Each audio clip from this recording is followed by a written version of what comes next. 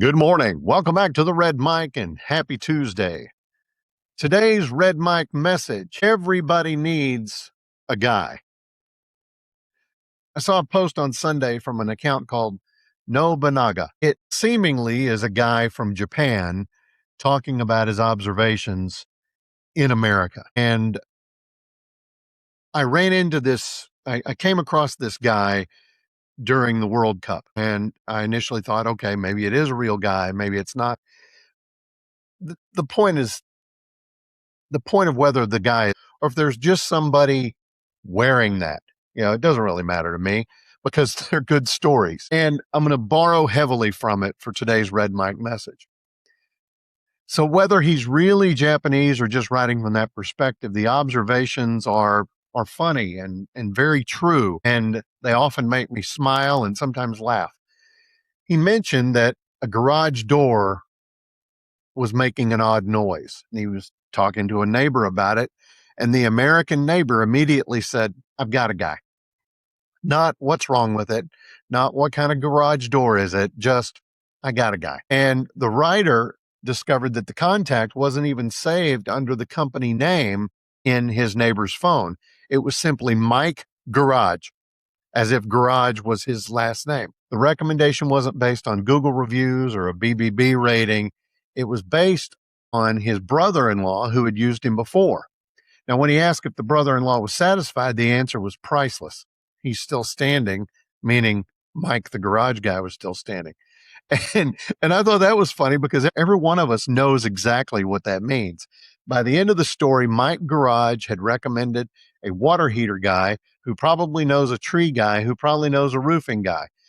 And the author on X concluded that there's an invisible second nation beneath America, a country entirely built on introductions. And those introductions all start the same. I've got a guy. And as funny as that is, I think there's a leadership lesson hiding underneath all of that. People don't recommend people they don't trust.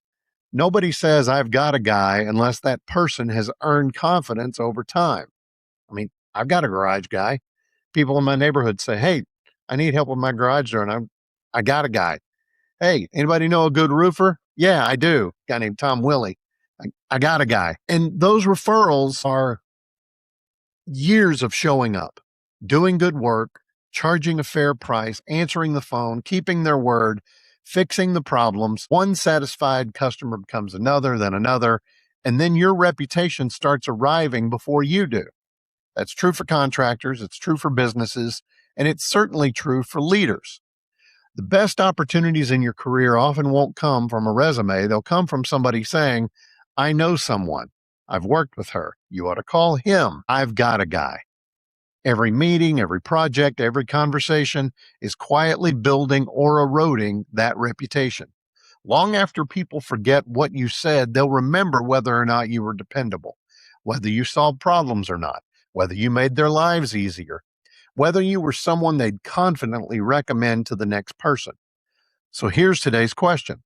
When somebody needs a leader, when somebody needs a teammate, when somebody needs someone they can trust, will your name be the one they give? Because in the end, one of the highest compliments any person can pay you is simply this: I've got a guy, or I've got a gal. So work to be that person. That's today's Red Mic message. Hope you found it interesting or helpful.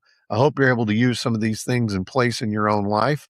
I would appreciate very much a like, a follow, and a share. And, if somebody says, hey, I need some ideas on how to be this new manager that I'm going to be, or I need some advice to give my kid as he's going out into the working world, I would be honored if you then turned to them and said, I got a guy. Thanks for being here.